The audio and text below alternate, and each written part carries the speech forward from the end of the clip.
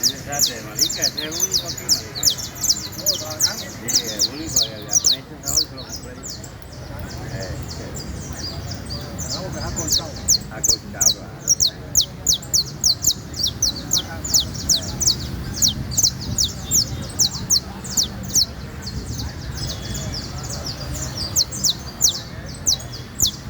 ¿Sabes lo que es el apagón, qué? Sí, claro. Es matraca.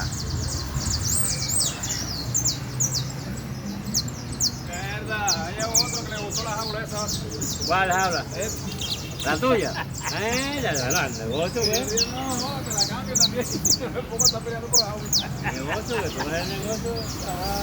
Me parece que a mí me gustó un compañero que tiene. Va la bola, y a este le gustó, güey, esta, ¿ves? A él, sí, ¿o qué?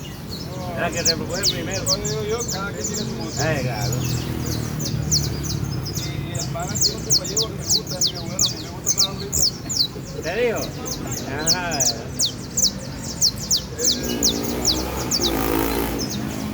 ¿Compañero o